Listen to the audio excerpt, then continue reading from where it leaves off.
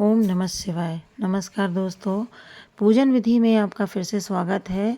आज मैं आपको एक और नई कहानी लेकर आई हूँ, एक नया रहस्य लेकर आई हूँ कि शिव मंदिर के बाहर नंदी क्यों विराजमान होते हैं। और आपने देखा होगा कि हर शिव मंदिर के बाहर सामने ही नंदी विराजमान होते हैं। तो क्या है इसका रहस्य, ये आज हम आपको इस कहानी में बताएंगे। लेकिन कहानी शुरू करने से पहले आप कमेंट बॉक्स पर हर हर महादेव लिखना ना भूलें। आखिर क्यों नंदी के कान में अपनी मनोकामना बोली जाती है और कैसे महादेव के पास वो मनोकामना पहुंचती है। तो नंदी शक्ति और भक्ति का प्रतीक माना जाता है, इसलिए शिव जी की पूजा के साथ साथ नंदी की भी जरूर पूजा की जाती है। और भगवान शिव का भक्त माना जाता है, ये बहुत ही बड़े भक्त हैं भगवान शिव के। कहा जाता है कि जो भी इनके कान में अपनी मनोकामना बोलता है तो वो सीधे भगवान शिव के पास पहुंचती है। भगवान शिव उनकी इच्छाएं जरूर पूरी करते हैं। नंदी शिव की सवारी ही नहीं बल्कि उनमें तो आत्मा और शरीर जैसा बंधन है। जैसे कि हमारी नज़र आत्मा की ओर होती है, ऐसे ही नंदी की नज़र भी शिव की ओर होती है। तो इनको द्वारपाल भी कहा जाता है। और भगवान शिव और नंदी का जो प्रेम है वो पुत्र और पिता जैसा प्रेम है। भगवान शिव भी नंदी जी से बहुत प्रेम करते थे। तो चलिए ये कहानी शुरू करते हैं। तो ये कहानी शुरू होती है नंदी के पिता श्रीलाद से। एक ऋषि थे श्रीलाद, जो कि जिनके पास पुत्र नहीं थे और वो अपना वंश चलाने के लिए भगवान शिव की भक्ति आराधना कर रहे थे। उनकी तपस्या में लीन थे और तपस्या की और बैल जैसा पुत्र वरदान में मांगा। भगवान शिव जी ने वरदान दिया कि वे पुत्र रूप में प्रकट होंगे। तो एक दिन श्रीलाद खेत जोत रहे थे, उनको एक पुत्र मिला जिसका नाम उन्होंने नंदी रख दिया। नंदी को जब अपनी अल्पायु होने का पता चला तो वह भागकर एक वन में चला गया और वन में जाकर भगवान शिव की आराधना तपस्या करने लगा।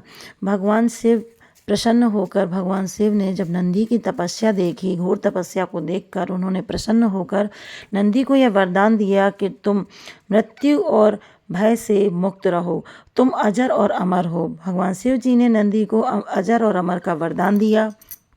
नंदी शिव जी के साथ कैलाश चले गए और वहाँ भगवान शिव जी की भक्ति सेवा करने लगे। कोई भी भगवान शिव से मिलने आता तो पहले नंदी से मिलता, फिर वह भगवान शिव से मिलता।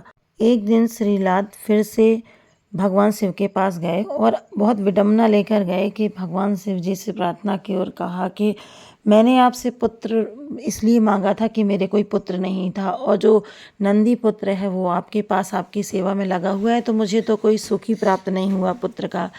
तो फिर शिव जी ने क्या किया कि नंदी को बुलाया और कहा कि तुम अपने पिताजी के साथ जाओ और अपने पुत्र होने का धर्म निभाओ।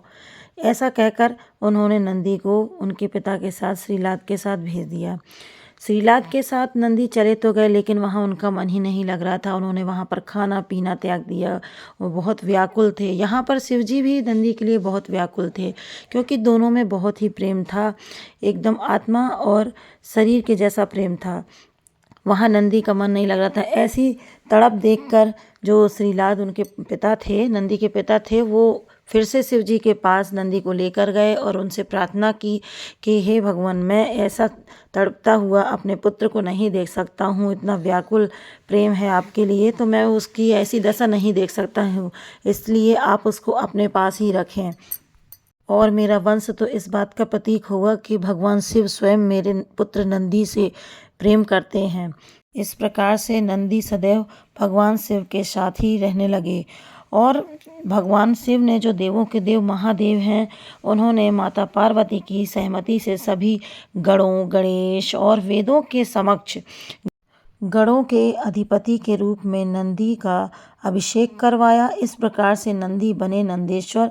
इस कथा से पता चलता है कि भगवान शिव की जो भी आराधना, भक्ति, पूजा करता है तो भगवान शिव उसका साथ कभी नहीं छोड़ते। तो भगवान शिव ने ये भी वरदान दिया कि जो भी तुम्हारे कान में अपनी मनोकामना बोलेगा तो उसकी मनोकामना मैं अवश्य पूरी करूँगा। माता पार्वती ने भी अपनी बात पहुँचाने के लिए नंदी के कान में बोला था। तो दोस्तों, इसी प्रकार से अपनी मनोकामना पूरी करने के लिए नंदी की पूजा करना ना भूलें और अवश्य भगवान शिव के साथ साथ भगवान नंदी की भी पूजा करें। आज की जानकारी आपको कैसी लगी? यदि जानकारी अच्छी लगी हो तो कमेंट बॉक्स पर ओम नमः शिवाय हर हर महादेव अवश्य लिखें। और हाँ, यदि आप मेरे चैनल पर पहली बार आए हों तो प्लीज़ लाइक, सब्सक्राइब और शेयर ज़रूर करें। ये जानकारी सभी तक पहुँचाएं। फिर मिलते हैं अगले वीडियो में नई जानकारी के साथ। ओम नमः शिवाय।